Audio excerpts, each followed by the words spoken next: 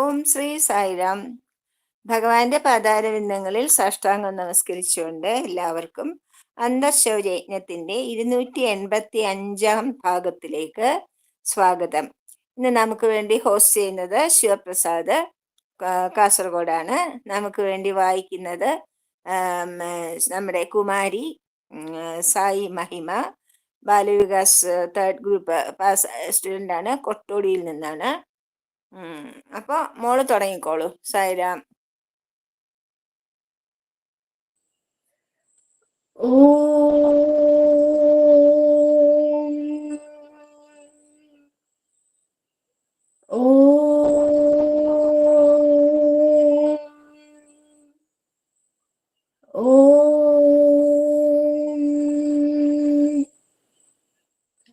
साईश्वराय विद्महे सत्यदेवाय धीमहि तन्नः सर्वः प्रचोदयात्।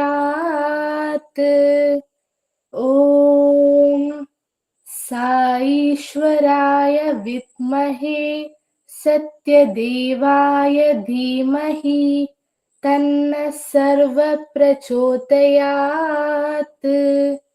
ॐ साईश्वराय विद्महे सत्यदेवाय धीमहि तन्नः सर्वः प्रचोदयात्। ॐ शान्ति शान्ति शान्तिः. ഓം ശ്രീ സായിറാം. ശ്രീ സത്യസായി അന്തർശൗര്യ വീഡിയോ ഓൺ ചെയ്തോളൂ മോള്. പറ്റില്ലേ? സായിറാം.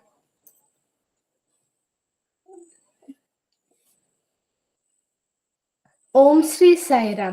അന്തർശൗചി യജ്ഞത്തിന്റെ 285 ദിവസത്തിലേക്ക് എല്ലാവർക്കും സ്വാഗതം.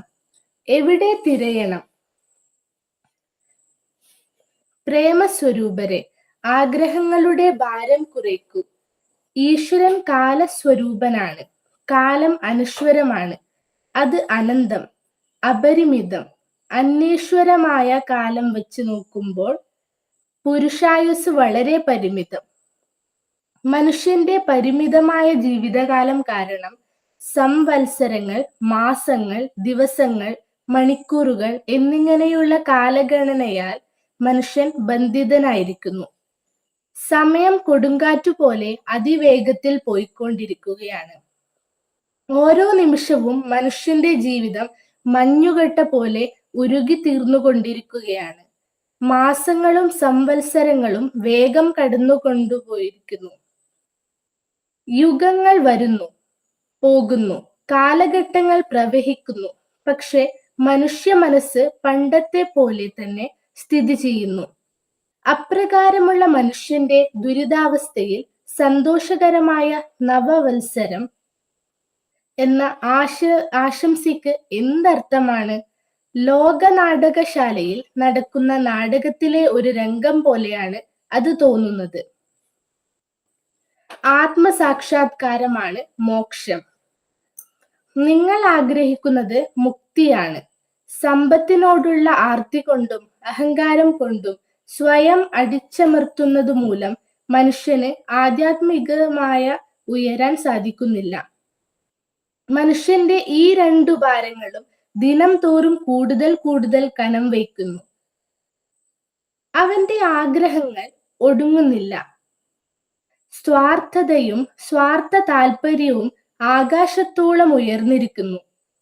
എങ്ങനെയാണ് അധിക ഭാരം വഹിക്കുന്ന മനസ്സും അമിത ക്ലേശം കൊണ്ട് വലയുന്ന ഇന്ദ്രിയങ്ങളും മോക്ഷപ്രാപ്തിക്ക് സഹായിക്കുന്നത്? മോക്ഷം ഒരു പ്രത്യേക സ്ഥലത്ത് കാണാൻ കഴിയുന്നതല്ല. അത് ഏതെങ്കിലും ആചാര്യനോടോ വ്യക്തിയോടോ വാങ്ങാവുന്നതുമല്ല. സ്വന്തം ആത്മാവിനെ അറിയുന്നതാണ് ആത്മസാക്ഷാത്കാരം. മോക്ഷം ബാഹ്യലോകത്തെക്കുറിച്ചുള്ള അമിത ചിന്തയാലും ബാഹ്യവസ്തുക്കൾ കൈവശപ്പെടുത്തുന്നതിനുള്ള അമിത വ്യഗ്രതയും മനുഷ്യന്റെ ജീവിതം ഓരോ ദിവസം ചെല്ലുന്തോറും കൂടുതൽ കൂടുതൽ ഭാരമേറിയതാകുന്നു, ക്ലേശകരമാക്കുന്നു. ഈ ഭാരങ്ങളെയെല്ലാം ഒഴിവാക്കിയാൽ മാത്രമേ ആധ്യാത്മികമായി ഉന്നതി നേടാനാകൂ. ഇത് ആധ്യാത്മികത. മതപ്രഭാഷണങ്ങളിൽ പങ്കെടുക്കുന്നതും ശ്ലോകങ്ങൾ ഉരുവിടുന്നതും ജപമാല എണ്ണുന്നതും ഭജന നടത്തുന്നതുമൊക്കെയായി ബന്ധപ്പെട്ടിരിക്കുന്നു. ഈ മാർഗങ്ങളിലൂടെ മോക്ഷം കിട്ടുമെന്ന് കരുതുന്നു. ഇതല്ല യഥാർത്ഥ ആധ്യാത്മികത. ഒന്നാമതായി, തുടക്കത്തിൽ തന്നെ മനുഷ്യനുള്ള മൃഗീയ വാസനകളെ ഒഴിവാക്കണം. മനുഷ്യന്റെ അവസ്ഥയിലേക്ക് ഉയരണം. അങ്ങനെ ഈശ്വര സാക്ഷാത്കാരത്തിന്റെ പാതയിലേക്ക് കയറണം. നിരന്തരമായ അന്വേഷണം. മൃഗീയത, മനുഷ്യത്വം, ദിവ്യത്വം, ഇവ മൂന്നും ഓരോ മനുഷ്യനിലുമുണ്ട്. ഇന്ന് എന്താണ് സംഭവിക്കുന്നത്? മനുഷ്യനിലുള്ള മൃഗീയ ഗുണങ്ങൾ വളരുന്നു. അതിന്റെ ഫലമായി ദയ, അനുകമ്പ, കാരുണ്യം, ഈ ഗുണങ്ങൾ എവിടെയും കാണാനില്ല. സ്വാർത്ഥതയും സ്വാർത്ഥ താല്പര്യവും മൃഗീയ വാസനകളാണ്. ഒരു ജന്തു ബാഹ്യ വസ്തുക്കളോട് മാത്രമേ താല്പര്യം കാണിക്കുന്നുള്ളൂ. അതിന് ഉൾക്കാഴ്ചയോ വിവേചന ശക്തിയോ ഇല്ല. മനുഷ്യന് പക്ഷേ ആന്തരികമായ കാഴ്ചയും വിവേചന ശക്തിയുമുണ്ട്. മനുഷ്യൻ മൃഗത്തിനെ പോലെയല്ല. അവൻ മനസ്സിന്റെ ഉടമസ്ഥനാണ്. അത് മനുഷ്യന് വിചാരണ ശക്തി പ്രദാനം ചെയ്യുന്നു. അതുകൊണ്ട് മനുഷ്യൻ എന്താണ് സ്ഥിരമായുള്ളത്, എന്താണ് താൽക്കാലികമായുള്ളത് എന്ന വസ്തുതയിലേക്ക് ഒരു അന്വേഷണം നടത്തണം. എന്താണ് സത്യം, എന്താണ് അസത്യം, എന്താണ് നന്മ, എന്താണ് തിന്മ എന്നതും അന്വേഷിക്കണം. മൃഗീയ വാസനകൾക്ക് അതീതനാകുമ്പോൾ മാത്രമേ അവന് യഥാർത്ഥ മനുഷ്യനാകാൻ സാധ്യമാകൂ. അപ്പോൾ അവനിൽ ദിവ്യത്വം കാലക്രമേണ പ്രത്യക്ഷപ്പെടും. ദിവ്യത്വം മനുഷ്യനിൽ ജന്മനാ ഉള്ളതാണ്. അത് ബാഹ്യലോകത്തിൽ നിന്നോ വേറെ ആരിൽ നിന്നുമോ സമ്പാദിച്ചതല്ല. അത് മനുഷ്യന്റെ ഉള്ളിൽ നിന്ന് തന്നെ പ്രത്യക്ഷീഭവിക്കണം. മനുഷ്യന്റെ സഹജമായ ഗുണമാണ് ദിവ്യത്വം. മനുഷ്യൻ അവന്റെ സ്വന്തം പരിശ്രമം കൊണ്ട് അത് സാക്ഷാത്കരിക്കണം. ആത്മതത്വം പുറമേ നിന്നും കിട്ടുന്നതല്ല. അത് ആന്തരികമായി ഉറവിടത്തിൽ അധിഷ്ഠിതമാണ്. ഇന്ന് നമ്മൾ യുഗാദി ആഘോഷിക്കുന്നു. നവവത്സര പിറവിയെ കുറിച്ചും ആഘോഷിക്കുന്നതും അത്ര പ്രധാനപ്പെട്ട കാര്യമൊന്നുമല്ല. നിങ്ങൾ പുതിയ പുതിയ ആശയങ്ങളും ആദർശങ്ങളും വളർത്തി വികസിപ്പിക്കണം. എല്ലാവരുമായിട്ടുള്ള നിങ്ങളുടെ ഏകത്വം മനസ്സിലാക്കണം. കാരണം എല്ലാവരിലും കുടികൊള്ളുന്നത് ഒരേ ഈശ്വര ചൈതന്യമാണ്. ഒരു വ്യക്തിയെയും ഒരു മതത്തെയും ദ്വേഷിക്കരുത്. ആത്മജ്ഞാനം നേടാൻ ആത്മാന്വേഷണത്തിന് ശ്രമിക്കുക. ഹൃദയ സംസ്കരണത്തിനുള്ള ഒന്നാമത്തെ ഉപാധി സത്സംഗം തേടുകയാണ്. നിങ്ങൾ ഇവിടെ സന്നിഹിതരായതിനാലാണ് സ്വാമിയുടെ സന്ദേശത്തിന്റെ പ്രയോജനം നിങ്ങൾക്ക് ലഭ്യമായത്. സത്സംഗത്തോടൊപ്പം നിങ്ങൾ പവിത്രമായിട്ടുള്ളത് മാത്രം ശ്രദ്ധിച്ചു കേൾക്കുകയും അത് പ്രയോഗത്തിൽ വരുത്തുകയും വേണം. ആവശ്യമുള്ളത് എടുത്തോളൂ. ഞാൻ പഴയ മന്ദിരത്തിൽ താമസിക്കുന്ന കാലം എല്ലാ ദിവസവും ഞങ്ങൾ ചിത്രാവതി തീരത്തേക്ക് പോകും. ഭജന പാടും. ഗ്രാമത്തിലെ കുട്ടികൾ മുഴുവനും തന്നെ കൂടെ ഉണ്ടാകും.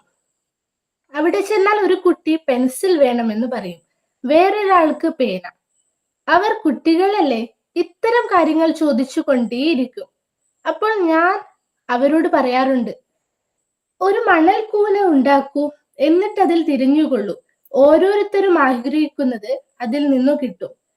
അവർ ഉടൻ മണൽക്കൂന ഉണ്ടാക്കും. അതിൽ തിരഞ്ഞു ഓരോരുത്തർക്കും അവർ ആഗ്രഹിക്കുന്നതൊക്കെ മണൽക്കൂനയിൽ നിന്നും ലഭിച്ചു. ബാബ. 3 സുഹൃത്തുക്കൾ. കേശവന് 3 സുഹൃത്തുക്കൾ ഉണ്ടായിരുന്നു. ഒരിക്കൽ അയാൾ കള്ളക്കേസിൽ പെട്ടു. നിരപരാധിയാണെന്ന് പറഞ്ഞിട്ടും അവർ സമ്മതിച്ചില്ല. സാക്ഷിയായി ആരെയെങ്കിലും കൊണ്ടുവരാൻ പറഞ്ഞു. അയാൾ ഓരോ സുഹൃത്തുക്കളോടും സാക്ഷി പറയാൻ വരുമോ എന്ന് കെഞ്ചി. ഒരു സുഹൃത്ത് പറഞ്ഞു, എനിക്കെന്റെ വീട് വിട്ട് പുറത്തു പോകുന്ന ശീലമില്ല. വേണമെങ്കിൽ ഇവിടെ ഇരുന്ന് നിനക്ക് വേണ്ടി ഞാൻ സാക്ഷി പറയാം. രാമൻ, സുഹൃത്തെ, നിനക്കൊപ്പം കോടതി വരാന്ത വരെ ഞാൻ വരാം. അതിനകത്ത് കയറി വന്ന് പറയാൻ എനിക്ക് പേടിയാണ്. മൂന്നാമൻ പറഞ്ഞു, ധൈര്യമായിരിക്കൂ, ഞാൻ നിന്നോടൊപ്പം കോടതിയിൽ വരാം. സാക്ഷി പറയുകയും ചെയ്യാം.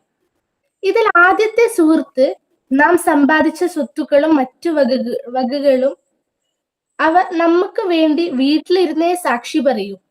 രണ്ടാമത്തേത് ഭാര്യ, പുത്ര, ബന്ധുമിത്രാദികൾ.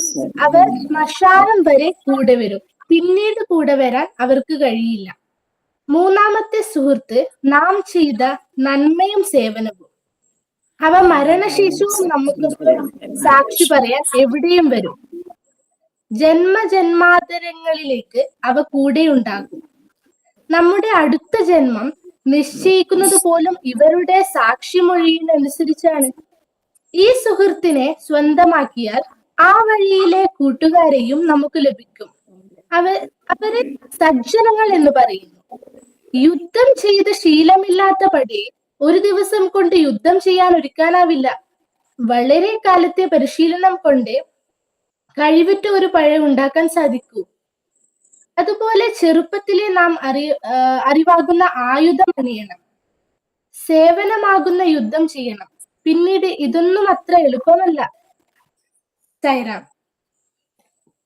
മോളെ നന്നായിട്ട് വായിച്ചു. ഇനി അനുഭവം പറഞ്ഞോളൂ കേട്ടോ. ഓം ശ്രീ സൈറാം. എല്ലാമായ ഭഗവാന്റെ തൃപ്പാദങ്ങളിൽ ശതകോടി പ്രണാമം. എന്റെ പേര് സായി മഹിമ എന്നാണ്. എന്റെ നാമകരണം നടന്നത് പുട്ടപർത്തിയിൽ വെച്ചാണ്. അതിനു പിന്നിൽ വലിയൊരു കഥയുണ്ട്. എന്റെ അച്ഛന്റെ അച്ഛൻ വലിയൊരു സായി ഭക്തനായിരുന്നു. ഏതൊരു കുടുംബത്തിലെയും പോലെ എന്റെ അച്ഛനും സ്വാമിയുടെ നാമം ചെറുപ്പത്തിലെ ചെല്ലുമായിരുന്നു. എന്റെ അച്ഛന്റെ അനുജത്തിയുടെ കല്യാണം ഒരു സായി ഭക്തനുമായി നടത്തണമെന്ന ആഗ്രഹം സ്വാമി നടത്തി കൊടുത്തതോടുകൂടി അച്ഛൻ സ്വാമിയുടെ ആത്മാർത്ഥ ഭക്തനായി തീർന്നു. ആയതിനാൽ എന്റെ നാമകരണം സ്വാമിയുടെ സന്നിധിയിൽ വെച്ച് നടത്തണമെന്ന് അച്ഛൻ ആഗ്രഹിച്ചു. അങ്ങനെ 6 മാസം പ്രായമുള്ള എന്നെയും കൂട്ടി അച്ഛനും അമ്മയും അമ്മമ്മയും പുട്ടപർത്തിയിലെത്തി. അവിടെയുള്ള ഒരു സേവാദളിനോട് ഇക്കാര്യങ്ങൾ ചോദിച്ചു. പക്ഷെ സ്വാമിയെ നേരിട്ട് നമുക്ക് ദർശിക്കാൻ കഴിയില്ല എന്നും അത് സ്വാമി വിചാരിച്ചാൽ മാത്രമേ നടക്കും എന്നും സെക്യൂരിറ്റിയുടെ ചുമതലയുള്ള ആ സേവാദൾ പറഞ്ഞു. അന്ന് ദർശനത്തിന് ക്യൂ നിന്ന് ടോക്കൺ എടുത്ത് കിട്ടുന്ന മുറയ്ക്ക് ഭാഗ്യമുണ്ടെങ്കിൽ 1ാമത്തെ നിരയിലെത്താം. പക്ഷെ ഭാഗ്യപരീക്ഷണത്തിന് നിൽക്കാതെ ഞങ്ങൾ ഗണപതി കോവിലിന് മുന്നിൽ എത്തി. ഏറാടി സഹോദരന്മാരുടെ മരുമകളായ ശാരദ ആന്റി എനിക്ക് വേണ്ടി പാൽപായസം ഉണ്ടാക്കി തന്നു. അങ്ങനെ എനിക്ക് ഗണപതി സന്നിധിയിൽ വെച്ച് സായി മഹിമ എന്ന പേര് നൽകപ്പെട്ടു. എവിടെ നിന്നോ തൃച്ചംബരത്തു നിന്നുള്ള 2 ബ്രാഹ്മണന്മാരും സന്നിഹിതരായി എനിക്ക് പാൽപായസം നൽകി. ഏറാടി ശാരദ ആന്റിയും പാൽപായസം നൽകി. ഈ ചടങ്ങുകൾക്ക് ശേഷം ഉച്ച കഴിഞ്ഞുള്ള ദർശനവേളയിൽ ഞാൻ എൻ്റെ അമ്മയുടെ ഒപ്പമായിരുന്നു. ക്യൂ നിന്ന് ടോക്കൺ എടുത്ത് ഞാനും അമ്മയും 2ാമത്തെ വരിയിലിരുന്നു. പക്ഷെ എൻ്റെ അച്ഛന്റെ അവസ്ഥ അങ്ങനെയല്ലായിരുന്നു. അച്ഛന് വളരെ മുന്നിൽ തന്നെ 1ാം വരിയിൽ സീറ്റ് കിട്ടി.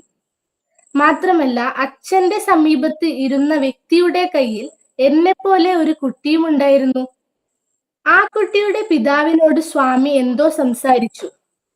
എൻ്റെ അച്ഛൻ ആകെ തരിച്ചു നിന്നുപോയി. രാവിലെ അച്ഛൻ ആഗ്രഹിച്ചത് സ്വാമിയുടെ ഇതേ ദർശനമായിരുന്നു. അതിനു വേണ്ടിയാണ് വളരെ ദൂരത്ത് നിന്ന് എന്നെയും കൂട്ടി അവിടെ എത്തിയത്. എന്നിട്ട് ഇതാ അസുലഭമായ ആ അവസരം വിനിയോഗിക്കാൻ കഴിയാതെ വന്നിരിക്കുന്നു. അച്ഛൻ തകർന്നുപോയി.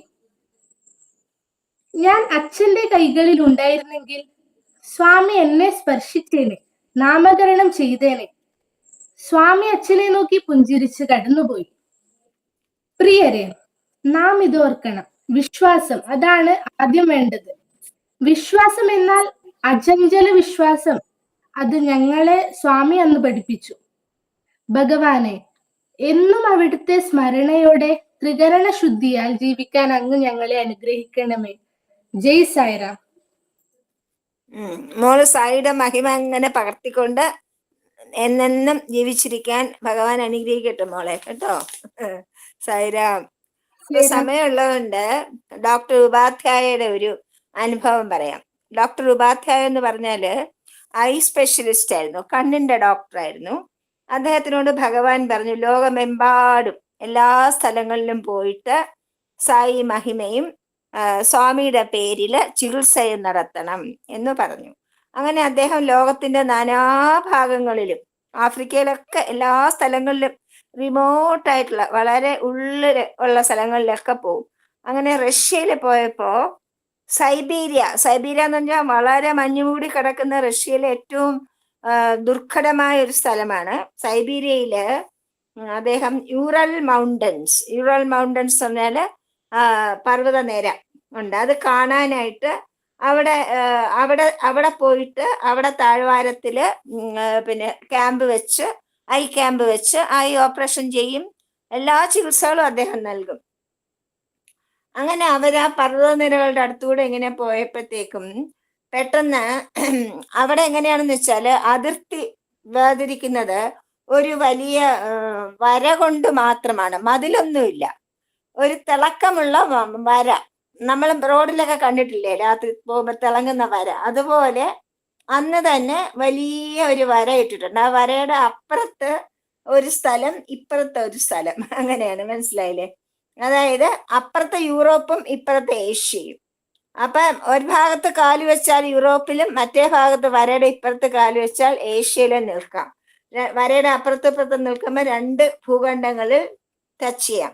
പക്ഷെ ഭയങ്കര മഞ്ഞുവീഴ്ചയുള്ള സ്ഥലമാണ് അവിടെ. അങ്ങനെയായിട്ട് അവര് യാത്ര ചെയ്യുമ്പോഴത്തേക്കും കനത്ത മഞ്ഞുവീഴ്ച കൊണ്ട് മുന്നോട്ട് പോയി കുറച്ചു ദൂരം പോയി കഴിഞ്ഞപ്പോഴത്തേക്കും കാറ് സ്റ്റക്കായി, കാറിന്റെ ടയർ പഞ്ചറായി. അപ്പൊ പിന്നെ എന്താ ചെയ്യുക? അപ്പൊ ഡ്രൈവർ പറഞ്ഞു ഞാൻ കാറിന്റെ ടയർ മാറ്റിയിടാം, അപ്പോഴത്തേക്കും നിങ്ങൾ വിശ്രമിക്കൂ എന്ന് പറഞ്ഞു. അപ്പൊ അദ്ദേഹം ഡ്രൈവർ എഞ്ചിനും ഒക്കെ റിപ്പയർ ചെയ്യാൻ പോയപ്പോഴത്തേക്കും കൂടെ പോയിരുന്ന റഷ്യൻ പറഞ്ഞു, ഇവിടെ അടുത്തൊരു ശിവക്ഷേത്രമുണ്ട്. ആ, ശിവക്ഷേത്രമോ? റഷ്യയിൽ സൈബീരിയയിലോ? ആ അതെ, ഇവിടെ ഒരു ശിവക്ഷേത്രമുണ്ട്, നമുക്ക് അവിടെ പോയിട്ട് റെസ്റ്റ് എടുക്കാം, തണുപ്പത്തിങ്ങനെ നിൽക്കണ്ട എന്ന് പറഞ്ഞിട്ട് അവർ കുറച്ചങ്ങോട്ട് പോയപ്പം അവിടെ യൂറൽ മൗണ്ടൻസിന്റെ അടുത്തൊക്കെ ഭയങ്കര മഞ്ഞു വീഴ്ച ആയതുകൊണ്ട് തടി കൊണ്ടുള്ള വീടുകളാണ് ഉണ്ടാക്കുക. പ്രത്യേക രീതിയിൽ ഉണ്ടാക്കുന്ന തടി കൊണ്ടുള്ള മനോഹരമായ ചെറിയ ചെറിയ ബംഗ്ലാവ്സ് ആണ്. അപ്പൊ അങ്ങനെ ഒരു സ്ഥലത്തേക്കാണ് കൂട്ടിക്കൊണ്ടുപോയത്. അപ്പൊ അവരെ പോയി പുറത്ത് നിൽക്കുമ്പോ തന്നെ മനോഹരവും എന്താ പറയുക, മധുരതരവുമായ ശബ്ദത്തില് ആരോ ഉറക്കെ നമ്മുടെ ശിവാഷ്ടകം പറയുന്നു, ശിവനാമാഷ്ടകം ജപിക്കുന്നതാണ് കേൾക്കുന്നത്. അപ്പോ ഇവർക്ക് അത്ഭുതം തോന്നി, ഇവിടെ ആരാണ് ഇത്ര ഭംഗിയായിട്ട് ലിംഗാഷ്ടകം ചൊല്ലുന്നത് എന്ന് ഉപാധ്യായക്ക് ഭയങ്കര അത്ഭുതം തോന്നി. എന്തായാലും അവരകത്ത് പ്രവേശിച്ചപ്പോ കണ്ട കാഴ്ച അദ്ദേഹത്തിന്റെ ഭാവനകളെയൊക്കെ അതീതമാക്കുന്നതായിരുന്നു. എന്താണ് കണ്ടതെന്നറിയാമോ? വളരെ ഉജ്ജ്വലമായ കാന്തിയോടുകൂടിയ ഒരു റഷ്യക്കാരൻ. അദ്ദേഹം ഒരു ഹോമകുണ്ടത്തില് ലിംഗാഷ്ടകം ചൊല്ലിക്കൊണ്ട് അർച്ചന ചെയ്യുവാണ്. അദ്ദേഹം ഹോമം ചെയ്യുകയാണ്. അവിടെ ലൈറ്റ് ഒന്നുമില്ല, ഒരു മെഴുകുതിരി മാത്രമേ ഉള്ളൂ, ഈ ഹോമകുണ്ടത്തിലെ ദീപമേ ഉള്ളൂ. അപ്പൊ ആ മുറിക്കകത്ത് ഒരു അരണ്ട പ്രകാശമേ ഉള്ളൂ.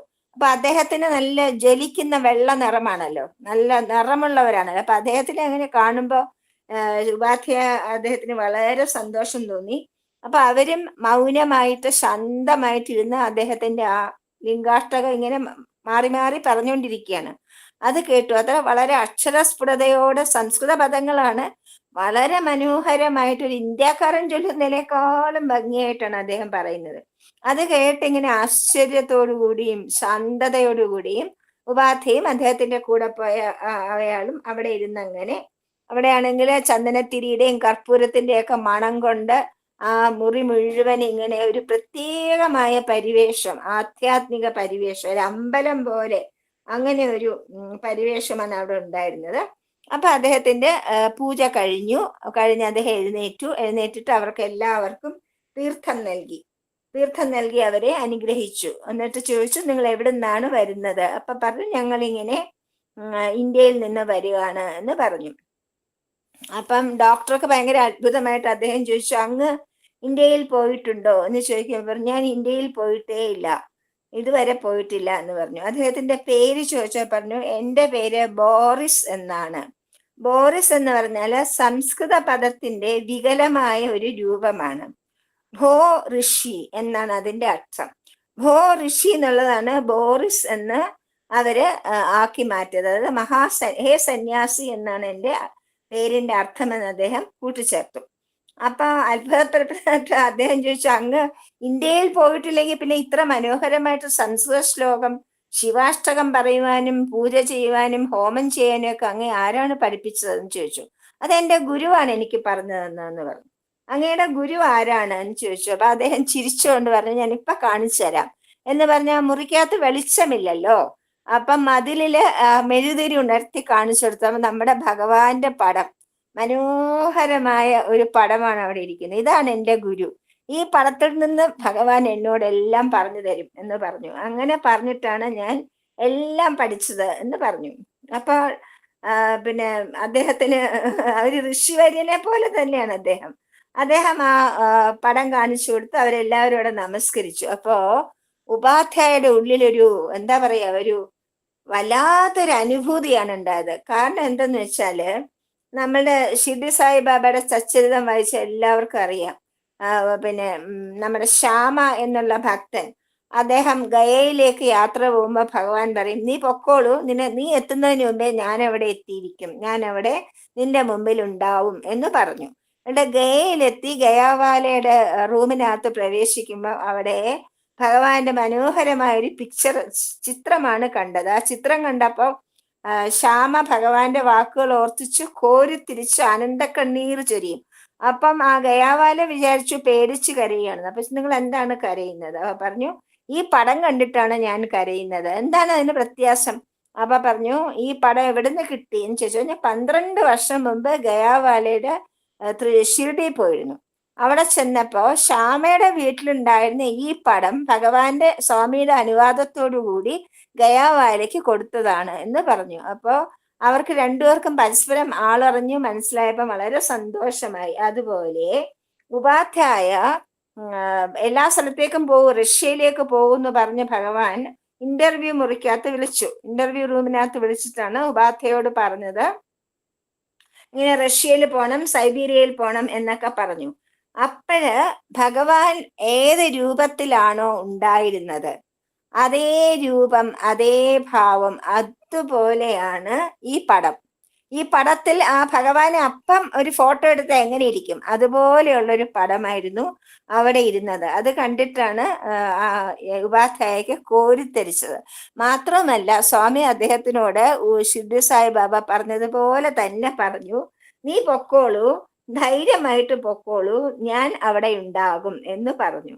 അതുപോലെ തന്നെ ഭഗവാനെ അവിടെ കണ്ടപ്പോൾ അപ്രതീക്ഷിതമായിട്ട്, ഒരിക്കലും കാണാനിടയുണ്ടാകുന്ന സ്വപ്നത്തിൽ പോലും വിചാരിക്കാത്ത ഒരു സ്ഥലത്ത്, ഒരു പിന്നെ എന്താ പറയാ പവിത്രമായ ഒരു സ്ഥലത്ത്, അതുപോലെ ഒരു ഋഷിവര്യനെ പോലെയുള്ള ഒരു റഷ്യന്റെ മുമ്പിൽ വെച്ചിട്ട് ആ പടം കണ്ടതില് ഭഗവാൻ, നമ്മുടെ സ്വാമി ആരാണ്, നമ്മളുടെ കൂടെ കളിച്ചും ചിരിച്ചും വർത്തമാനം പറഞ്ഞും ഒഴുകി നടന്നിരുന്ന ഭഗവാൻ ശരിക്കും ആരാണ്? സർവവ്യാപിയും സർവശക്തനും സർവജ്ഞനുമായ പരമാത്മാവാണ് ഭഗവാൻ. ഇപ്പൊ എല്ലായിടത്തും നമ്മുടെ ഉള്ളിലും പുറകിലും മുകളിലും താഴെയും ഭഗവാൻ പറഞ്ഞതുപോലെ തന്നെ ഇപ്പോഴും സ്വാമിയുണ്ട്. വിശ്വസിക്കുകയാണെങ്കിൽ നമുക്ക് അതിന്റെ ഫലം കിട്ടും. ജയ സായിരാം. ഭഗവാന്റെ ഇട്ടോളൂ.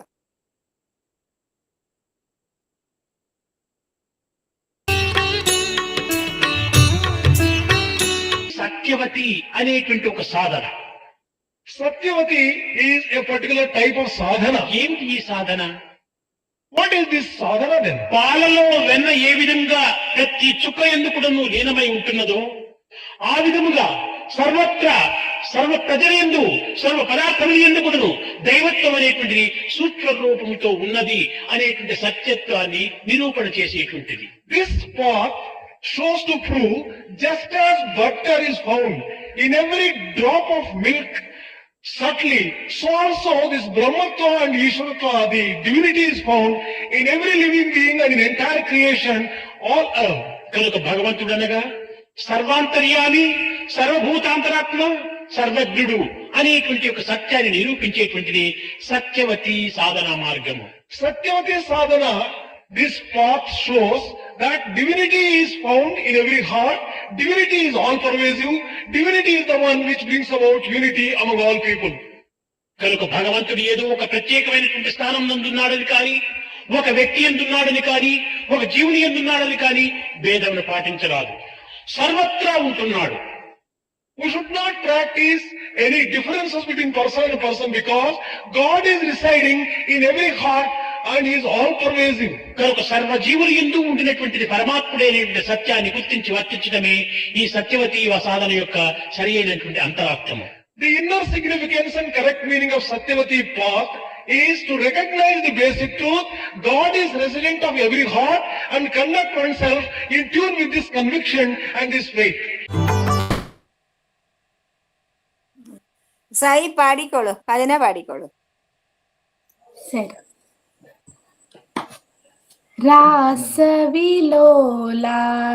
രാസവിലോലാനന്ദലാലാ രാസവിലോലാനന്ദലാലാ രാസവിലോലാനന്ദലാലാ രാസവിലോലാനന്ദലാലാ രാധാ മാധവ നന്ദലാലാ രാധാ മാധവ നന്ദലാലാ രാധാ മാധവ നന്ദലാലാ രാധാ മാധവ നന്ദലാലാ രാസവിലോലാ നന്ദലാലാ രാസവിലോലാനന്ദലാലാ നന്ദകിശോരാനന്ദലാലാ നന്ദകിശോരാനന്ദലാലാ നന്ദകിശോരാനന്ദലാലാ നന്ദകിശോരാനന്ദലാലാ നവനീത ചോരാനന്ദലാലാ സായി നവനീത ചോരാനന്ദലാലാ നവനീത ചോരാനന്ദലാലാ സായി നവനീത ചോരാനന്ദലാലാ രാസവിലോലാനന്ദലാലാ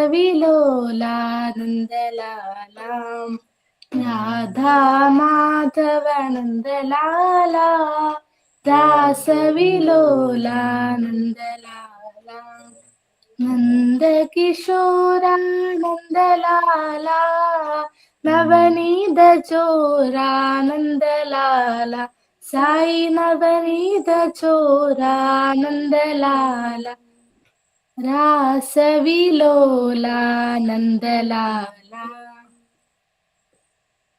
നൈസ്. സായി ഉപമ.